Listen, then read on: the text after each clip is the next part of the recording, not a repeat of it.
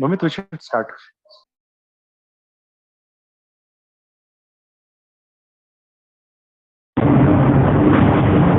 Audible? We will start.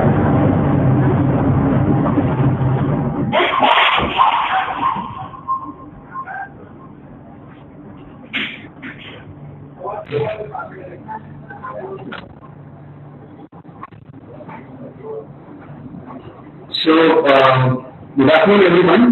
On behalf of Aditya Birla Life Mutual Fund, I welcome everyone to today's session on your Market Navigator Expert Series with Mr. Chanchal Khandelwal. Last month marked our second anniversary of your Market Navigator series. I think we started this series during peak COVID times in the month of July 2020, and second session, if I remember correctly, we did was with Mr. Chanchal Khandelwal on GenNext Fund itself, on consumption theme and the way forward. So at that time when we started this Navigator series, the idea was to connect with our MFD distribution partners and provide them updates on various sectors as well as the positioning of our funds and prospects, future prospects of our fund. So today we have with us Mr. Chanchal Khandelwal, who is managing our India GenNext Fund. To say a few words on India GenNext Fund will be completing 17 years of its existence on 5th of August 2022. And what an amazing journey the fund had in terms of wealth creation. As of yesterday, I think the NAV of the fund was 140 rupees. So if 1 lakh was so invested at the time of inception, that 1 lakh would have grown to 14 lakhs in 70 years. So very strong track record since inception with a CAGR growth rate of almost more than 16%. So with this note, I would like to hand over the floor to Mr. Chanchal Khandelwal, who will take us through the fund positioning, stock selection process, and current portfolio construct. But before we do that, sir, let us first touch upon global macro outlook and also on the domestic macro and market updates. So we'll start with that. So thanks, Bhumit. Thank you. What I will do is that I will take the team through the entire fund and the entire thought process, and I'll highlight the key points as we go in the journey. Thanks for introducing on the fund and also on the story. I will mostly talk about the micro and the consumption story here and how this fund has been ramped up. Now, as Bhumit highlighted, this is a 17-year-old fund, and this fund basically focuses on the India story of India consumption. Is my slide visible, Bhumit? Yes, sir. Very much. Yeah. So what I'm trying to highlight in few of the slides I'll cover about is that India, the average age of Indian population is still much below the global. So 65% of people in India is less than 35 years of age. So this slide says that even by 2050, if I look at it, the India's population or India's old age dependency is going to be very low. There's a lot of money which is going to be spent on consumption because people who are coming to invest in this fund will take a 10-year or 15-year view, I'm assuming. So I'm saying the only point to highlight is that even by 2045-50, India will be still the youngest economy of the world and will still be consuming or will still be having that delta. If I look at the working age population is still increasing and we are still lowest among the world. So that by 2050 will also be the lowest among the world. But we will be the highest working age population from the young generation perspective. So India will be the youngest economy. If I look at the background of the internet users in India is just started to increase.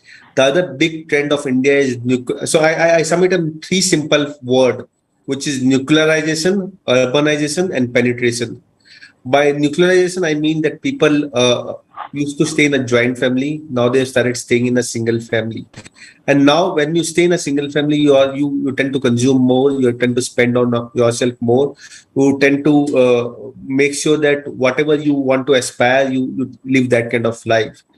As people move to urban, they tend to see others and they tend to spend more. So all this will increase the consumption in the country. The banking and financial services penetration in India is very low. We are a big financial saver, but if I look at leverage in India, we are one of the lowest leverage among the global economy. I'll not touch upon this slide in detail. I'll just talk about my thought process, what I'm trying to tell you. If you look at the India GDP, 55% of India GDP comes from consumption. The point to highlight is that consumption is such an important play in terms of India GDP, and that is what this fund is trying to capture. Even if I assume by 2025 the percentage which comes from private final consumption expenditure, which includes the expenditure on food services, lifestyle, home, pharmacy, etc., is going to be 55-60%. So that's about the consumption. If I look at within the consumption basket, previously, I mean, when the per capita income is low, people tend to consume more of food, grocery, vegetables, and the other important thing, and the discretionary consumption tend to be very low. By 2015, discretionary consumption was 15%, which today has become 24%. Now we are hit that per capita income of $2,000 plus, and this is where discretionary consumption is going to increase big time. Our projection is by 2030, this discretionary consumption is going to become 40%, and that's where the consumption fund will be focused on. To give you some example of discretionary consumption, I mean, a lot of people will be surprised to know that today, out of 100 homes in India, only 8 homes has air conditioning. The penetration of air conditioning in India is so low. If you look at washing machine, out of 100 homes, just 20 homes in India has washing machine. So the point is, why I'm trying to tell you is that the story has a lot of legroom to grow. And as we spend more on premiumization, more on discretionary, people previously used to spend on motorcycle, mass market soap, detergents, but now the consumption habit is shifting to more of healthy and high teens growth. These are the sectors which will have a higher growth, and this is where the consumption fund will have more exposure on, be it jewelry, be it branded apparel, be it skincare, be it branded snacks or packaged food or TV advertisement or restaurants. These are the places which will grow, which will have a much higher growth going forward. So some of the big thought process which we have, we believe that quick service restaurant in India is just at a J-curve. Just to give you a highlight, in a country like India, you just have 2 or 3 chains with more than 1,000 restaurants. Jubilant Food, what Domino's is one of them. So the fund has exposure to good amount of QSR. We have exposure to Jubilant, Devyani, Barbecue Nation. The other big trend today is coming out of COVID is people are willing to spend more on footwear and healthy foot, going out for a walk. So footwear is and footwear. When you go out, you tend to pamper yourself more. So footwear is the other area we think where the next generation is going to spend. The other big thing is, of course, alcoholic beverages, tobacco, eyewear. These are the other sectors where India will the next generation consumers will going to spend. Just to give a perspective on the footwear, India today on an average have 1.9 footwear. Global average is 3.2. A country like USA has 7.2 footwear on a per capita footwear. If I look at QSR, which I was trying to highlight, India per capita spend on food services is just $122, and the share of chain, when I mean by chain, I mean Domino's, KFC, Pizza Hut, Burger King, McDonald's is very small, just 4%. The opportunity to grow this is huge going forward. So that's the bigger thought process on consumption, and that's what the fund is trying to capture. The fund is an open-ended equity scheme which is trying to benefit from the next generation consumer, where the new generation will go and consumer, what they will do, where will they spend, what their brand habit will be. We are trying to capture that in the fund. The idea is, I mean, this is the entire investment process. I'm sure most of you will be aware of it. My team can run you through in detail, but we try and look at B2C companies only. We evaluate the size of the opportunity. We look at the companies who have a strong moat in this, either brand or management or distribution or technology. And after looking at the historical financials, we decide which company to invest in it. We have a very focused approach, and that's where the fund believes in getting it right. We focus on a portfolio. We normally have in a portfolio, we tend to have more in a stocks in the range of 60 to 70. We believe in generating return. We buy stocks from a long-term view, and we follow a multi-cap strategy. The fund has 60% large cap and 40% mid and small cap. I'll run through this slide. This is what we are celebrating 17th but week you can talk about it. Just to give you some perspective, if I look at rolling return, this is if I look at 3-year rolling return for 10 years, for last 5 years, and for last 3 years.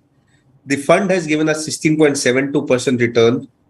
If I look at from since 2012, which is 10 years, whereas a Flexi Cap average fund would have given 12.4, and a Nifty 500 would have given 11.7. So that's the delta outperformance. If I look at the percentage of number of quarters where the fund has outperformed the benchmark, it is 97.6%. If I look at standard deviation, this is a risk. So the standard deviation is the lowest.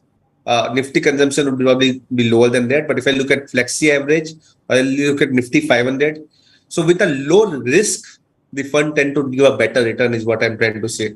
So standard deviation is the least and return is the highest if I look at from a 10-year perspective. Even if I look at from a 5-year perspective, the return is 13.19 versus Flexi average of 11.18. The risk is still lower than the Flexi. Even if I look at last 3-year perspective, since 2020, we are one of the better return with a lower risk. So the fund, if you look at this chart very beautifully captures what I'm trying to tell you. The dark line is the ABSL Consumption Birla GenNext Fund, which captures that the fund normally tend to beat the benchmark or beat the Nifty 50 and Nifty 500 index very handsomely, and try to, well, the drawdown of the fund is also lower because of the standard deviation. So if I look at last 11 time when the drawdown in the market has been very high, the fund had a lower drawdown in 10 out of 11 times. This is just 1 year in one instance when the fund had gone down much lower than the market. But the idea of showing this slide in the 17th year is that the fund normally tend to have a lower drawdown, and fund tend to participate in the upside. And that's where the story of the B2C businesses is all about. Fund can play the entire B2C basket, be it auto, be it banking, be it FMCG, be it retail, be it QSR, be it insurance. So fund has a basket approach, or be it pharma and hospital. We play with a basket. We tend to look at stock from a longer term perspective. We are very particular on the corporate governance. We tend to buy very good quality stocks here. We may have more than 60, 70 stocks. The idea is that if we like the story and if management is not disappointed, we tend to hold that stock from a longer term perspective. So that's in brief probably about the fund. Bhumit, that is what I wanted to show. Maybe we'll have a chat from here. So most definitely, sir, thank you for taking us through a very short and very sweet presentation. Actually, I'll start with the end. Most of the people, when we go out and pitch the fund, most of the MFD partners, we always face objections like this fund is a thematic fund, and being a thematic fund in nature, you will get only a tactical allocation for say 5, 10, 15%. So what do you suggest? I think whom can we suggest these funds, and what is the percentage allocation which investor should look at in allocating into this fund? Sure, Bhumit. Good question to start with. So the fund should be anyone who's coming in the mutual fund industry. This should be the first fund where they can get a SIP, because as I showed you in the slide, the drawdown in the fund is lower, and the fund tends to participate in the upside. Touch with that has played out, and I would assume that going forward also that should play out, because India consumption story is just starting. The best part of the fund is that the fund invests only in the B2C businesses. So we tend to avoid stock sectors like metals, infra, where the drawdown can be much higher. And fund normally takes a beta call at the right time and probably get out of those stocks. Fund tend to buy good quality businesses with decent cash flow and hold on to that, to those. Now, being a consumption thematic fund, we play as a basket. If we see the holding in the fund, we have a basket of consumption, but we also play in banking and financial services. We do have insurance. We do have auto stocks. So fund try and participate in the entire consumption story of the country by participating in a broader sector which can benefit out of next generation of consumers. So very good, sir. And I think The next questions that we face from MFD partners is that your fund size is currently 2,500 crores. What if it increases to 10,000 crores? Will you be able to maintain the same amount of consistency that you have been maintaining and same amount of stock selection process or same amount of liquidity that you will be maintaining? So that is what we have most of the times questions. Sure, Bhumit, thanks. No, the fund, I always advise a distributor or anyone who wants to come in this fund, the best way to come in this fund is through a SIP route that provides the volatility, that takes your volatility. The second thing I advise that most of the people say the stocks which you have are all high P stocks. It's difficult to invest in those stocks. I say that's the reason it's easy to invest in through this fund, because this fund normally have a basket of stocks which have long-term sustainable growth, and where if the management is delivering quarter after quarter after quarter, I don't mind holding on to that stock, even if the P becomes little expensive. But if it goes very, very expensive, that's the only time I decide to come and sell the stock. On the fund, on the Indian market itself, if you see India market, when I joined the industry almost 13-14 years back, Indian GDP was probably half of what it is today. But the India market, if you look at the depth of Indian market is increasing. So if this fund becomes a 10,000 crore fund, I'm sure the depth and opportunity size in the India market is increasing. Maybe 2 years down the line, we didn't have any of the tech-based company. Today we have 5-6 tech-based company in the market, and I own 1 or 2 of them in my fund. We didn't have a lot of QSR listed. We have a lot of QSR listed in the Indian market today. We had few footwear company which has got listed. We have few jewelry companies which is planning to list. We have few spirits and beverage companies which is planning to list. So the opportunity size will keep increasing as the fund becomes bigger. We will for sure we'll have a lot of opportunity to invest in the fund.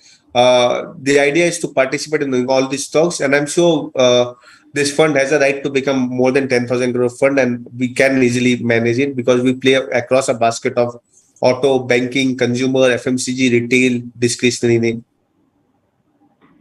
So good, sir. I think we have been doing justice to this fund, and I think we'll sell more on this, and we'll promote more of these funds to get more number of SIPs. And in this month, since it's his birthday, we'll surely do that. Next question which we currently face is that we have a fairly amount of diversified portfolio with more than 70 stocks, and top 10 holdings allocation is just 35%. So why so much of diversification? Few people feel that concentrated portfolio generally tend to give more amount of returns. So how do you respond to that? Good point, Bhumit. The idea is that, as I said it in my slide, the fund has given a better return than flexi cap average. Now, what I do is that I have more mid cap and small cap. So if 40% is mid cap and small cap. Mid cap and small cap, the volatility is high. And that's the reason I need to have a tail which is higher. The reason of having a tail which is higher is that the volatility is reduced and the fund tends to participate in the upside. I can make this fund as a 40 or 50 stock portfolio, but then the volatility may be higher. And if few of the stocks doesn't participate, then the fund may suffer. The idea of having a bigger tail is that India consumption story is so big that to justify a few of the names, I need to keep those stocks. For example, in last of the Market Navigator, I remember someone asking me, you don't own any of the pathology or any of the mutual fund in this mutual fund company in this portfolio. So there are a lot of buckets of consumption which still needs to be representative in this fund. Slowly and steadily, when we identify it, we'll invest in this fund. But the idea is that we will have a bigger tail. The tail has to be bigger because India consumption story is big and evolving, and these are high P stocks. So normally, I need to have a bigger tail to capture the volatility which can happen. So definitely, sir. And I think I also remember the last time in a Market Navigator series, people are asking that are there any international stocks? You have not taken exposure to any global consumption trend stocks.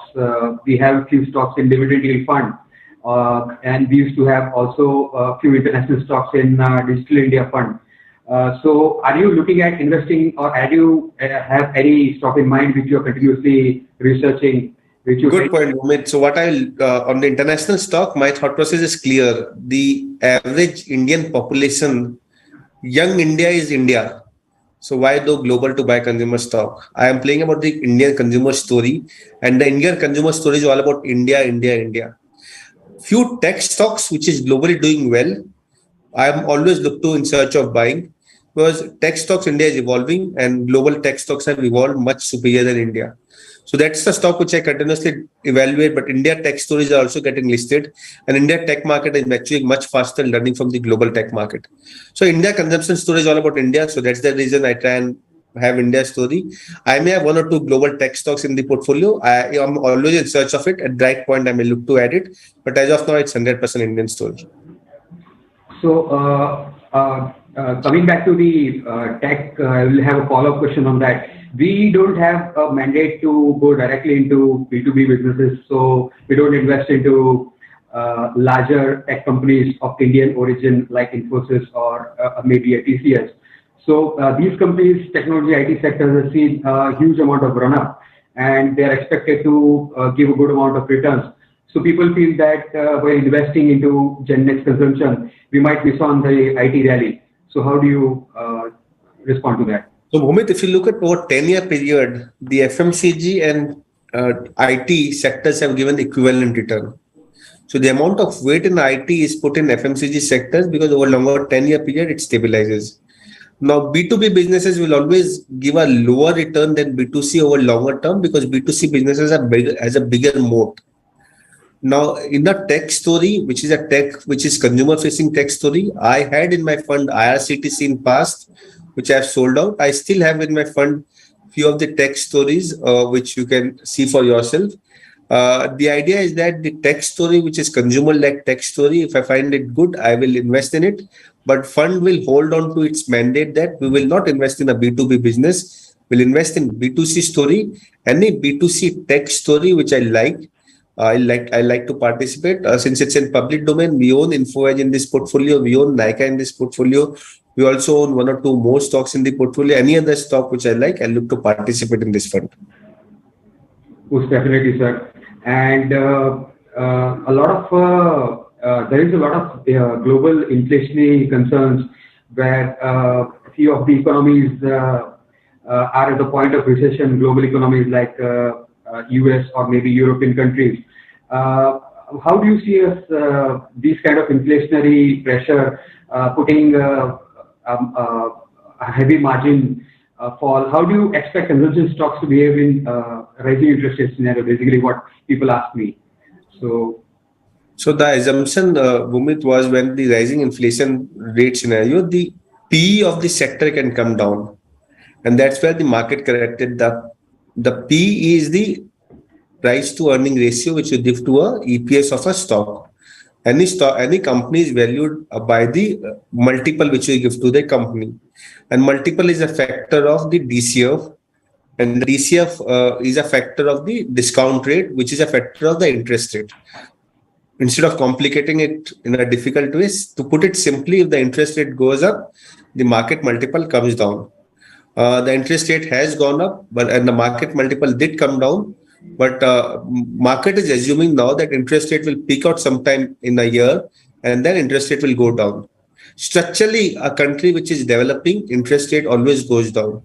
So 10 years back, the interest rate of taking a house loan was in the range of 9 to 10%. Today, it's 8%. And maybe 10 years from now, it will be 7%.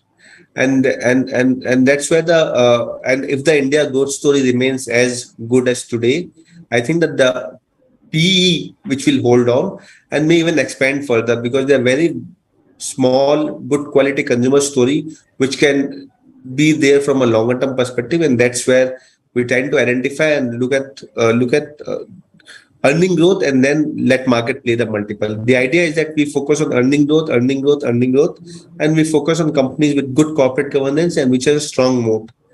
The P multiple, sometimes we miss the story because we find the stock expensive, and expensive becomes even more expensive. But that's the way market is. in a inflationary or in a higher interest rate, market can come down. Consumer storage will come down, so will the market come down. And when the market goes back, consumer storage will go back, and the market will go back. To anyone who's coming in this fund, I always advise them, try and come with a SIP, do a SIP in this fund. That's the best way to play the good consumption story over longer term. Definitely, sir. And also, you mentioned about rural consumption, and a lot of people keep saying that next wave of consumption could be brought in by rural India, and a lot of steps taken by the government to ensure that the rural consumption picks up, like introduction of Jan Dhan, Aadhaar card, and with the mobile and data in the hands of the rural people. I think, what is your view? What is your take on that? So rural consumption is what has happened is that in the COVID time, people in the rural has got affected much more than people in the urban. People down the order who didn't had as much financial saving, they got impacted much more than urban. But as the monsoon is going to be good, as infrastructure is going to go up, and as the prices of agri has gone up, I think it's a matter of time in rural consumption will come back. I think let's wait for the festive season. As the saving of people are coming back, so assume that you had 100 rupees and in the COVID you didn't had any income. You would have gone and spent 50 out of 100 saving. And that 100, mind you would have saved for your child wedding or something, some future requirement you would have been saving, and you had 100 rupees. Of that 50 you would have consumed during the time of COVID. But now that 50 would have, because of saving, come back to 80 or 85 or 90 probably. And then you will start again consuming a lot. And that 50 or 90 would have become 90 because of a good monsoon, good agri crop, good infrastructure spent by government, good money going to the rural economy, that people are getting back to their saving and then they will spend. So I think with the festive season coming in, people will start consuming. I think rural economy will also come back. My expectation is, in a 1 or 2 quarter, rural economy will come back and come back with a bang. So good, sir. And definitely, sir, I think also on the, I would like to ask a question on auto with EVs coming in and disrupting the traditional auto businesses. What is your view on the future growth of auto as a sector? So auto demand will be there so long as we be alive. It's just that the sector will change from the old way of consuming to a new way of consuming. So EV is there, EV is up there, and EV will come fast, and disruption has started. We are aware of it. We are on the lookout of it. Any company who is able to speed fast this, we'll try and be the first one. We don't know whether we'll be the first one. We'll try and be the first one always to participate in that. There's a disruption happening in this industry for sure, and that's where reflected in the number. Top two-wheeler company we don't own in the portfolio. Those two companies are seeing a market share loss. We own some stocks in the portfolio which are very niche auto company. And that's where we think that those companies will not be as disrupted, or those companies will participate in the upside. The idea is to be aware of it and to continuously look out of companies where disruption can be less or who can participate in the upside. That's what we are doing. Okay, sir. And also few questions on any new age businesses where we think, I think you have already invested in InfoEdge. I think a lot of companies we have invested in. But what is the future of these fintech companies which are coming in and disrupting the traditional way of doing financing? Although they are creating a good amount of debt, but still. So if you look at any of the global economy, the old big bank has survived and they are doing even better. So what is fintech trying to do is that they are trying to disrupt all the line item of the banking and financial services. Someone is choosing to disrupt the item A, someone is choosing to disrupt item B, someone is choosing to disrupt item C. But that means that the old banks who have a big CASA, they are also trying to reinvent themselves. One or two banks are very smart in tech and they are trying to reinvent themselves. Once they reinvent themselves, their cost will go down. But remember that when you and me have to save in a bank, it will always be traditional old bank. It will always be HDFC, ICICI, Axis of the world, or SBI of the world, where we'll put our private saving. So as it has happened in developed economy, in India also, all these 4 or 5 banks which I have mentioned will survive. And someone who is able to smartly renovate himself in technology will be the one who will do best among these 4 or 5 banks. The tech companies will come, 1 or 2 of them will become very successful. We have to see which one will evolve. in a new sector, for example, in insurance or in mutual fund or in wealth management, where penetration of the category itself is low, the chances of tech company coming and exploiting AI is much higher. We'll have to keep a watch of it, and wherever we find the opportunity, we look to participate in this fund. Most definitely, sir. I think we can still open up for question and answer session. If we have questions, we can take them one-on-one.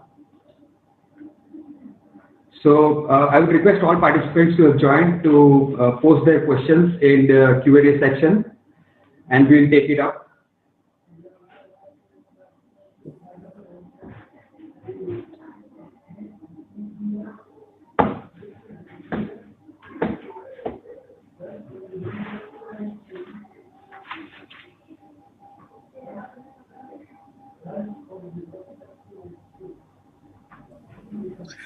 So Bhumit, are you asking them to talk about the Q&A, or you are taking up the questions from Q&A session?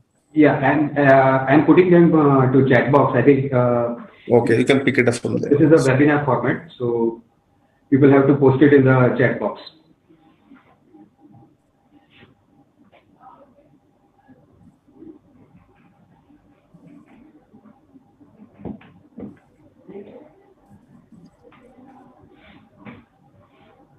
Also, sir, I would like to mention that during COVID times also, this fund had a very less number of correction, and whatever the correction happened, it was the first to see a lot of recovery in the fund performances.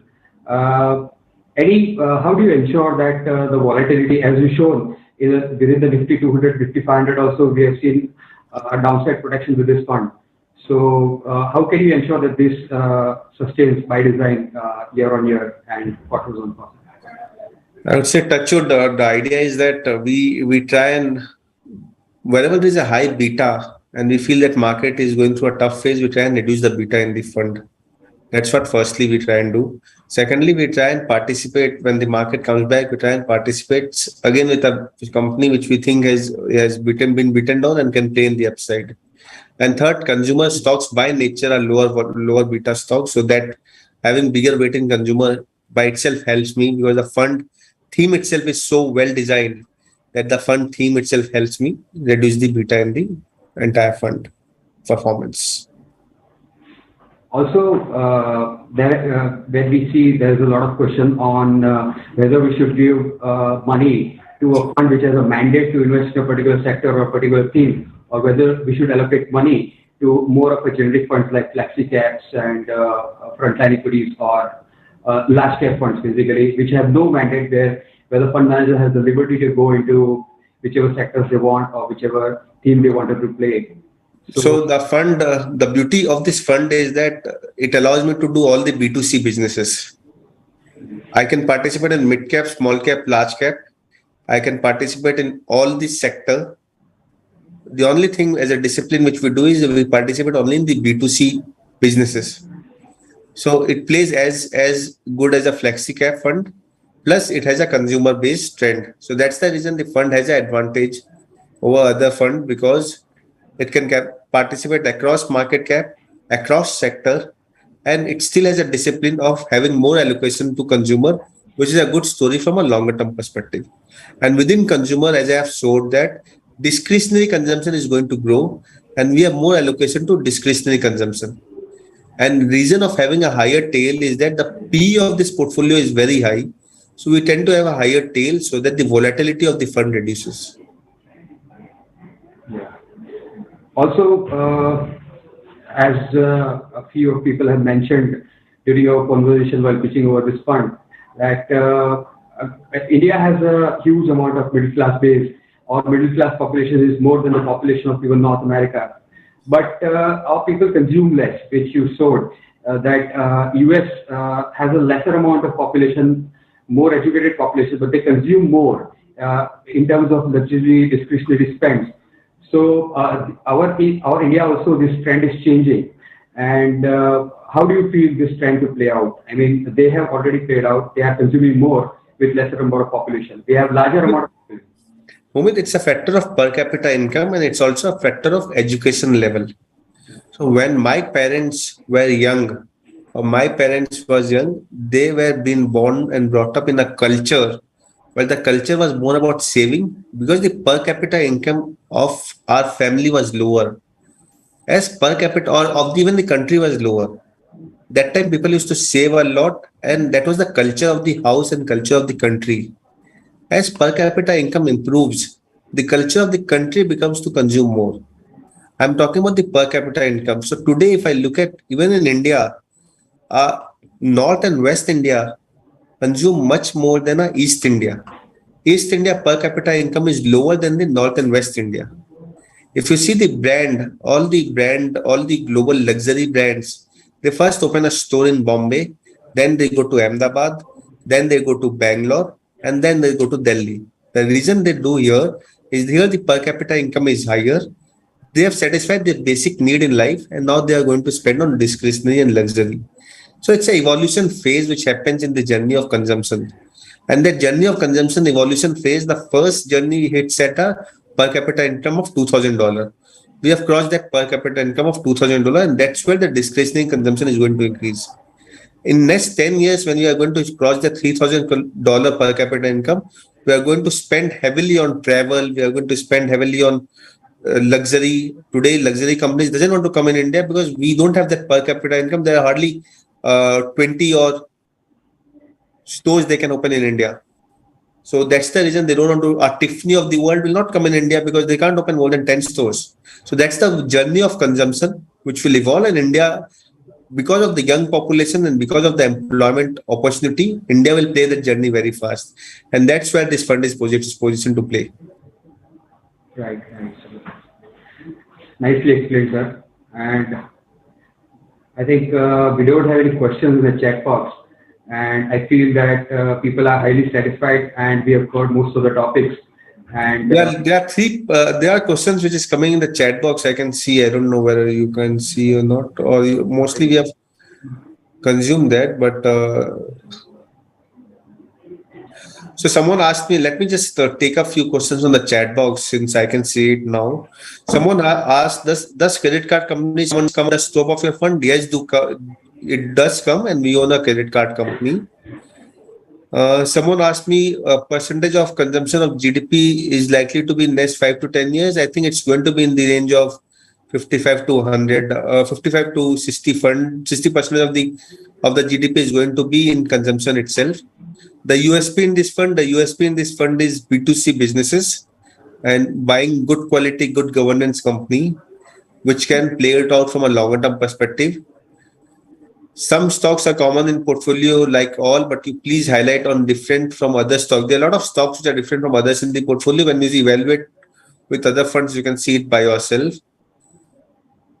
So let me address if there's any other unique question. What's happening in P2P business, peer-to-peer business? There's no listed entity. Things are evolving in that. We will see how that evolves going forward. There are unlisted entities doing P2P business. Future sectors I am looking for. A lot of sectors I am looking for, and tech specifically, a lot of sectors will evolve. A lot of companies will evolve. As they get listed, we will look to buy in these stocks. That is QSR. Yeah, QSR is a very good thing from next 2 to 3 year perspective. We own QSR space in this fund, and we look to hold on to those names. So I think I answered most of the questions. If there's anything else, please feel free to write now.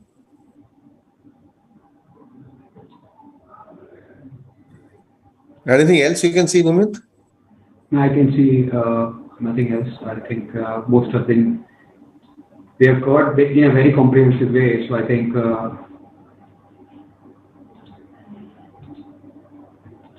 sure. So thank you, everyone. As I've shown you in this journey, it's good to talk about the entire consumption story. And thankfully, we're celebrating the 17th year. Birla Mutual Fund is celebrating the 17th year of ABSL GenNext Fund. As the fund itself talks about, it's about next generation, and it's all about you and me. You should participate in this fund through SIP route. I think that's the best way to participate in this fund. Touchwood idea is to be consistent and do the best. I hope I'll be able to maintain that, and we'll work towards that. So thank you, Chanchal sir. I would like to thank all the distribution partners for taking time out and joining this session. I would also like to thank Chanchal sir for a very informative and very insightful session. We hope we've been able to cover all the queries and all the fund positioning aspects of the fund and future prospects of the fund. We will do more of these sessions in times to come. I would also like to thank all partners for supporting us throughout this journey. We have completed 27 years of existence, Aditya Birla Life AMC, and also expecting support in scaling up this fund to new heights.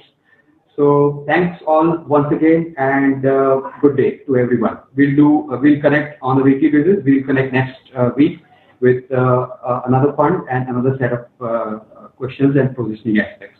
So Thank you. Thank you.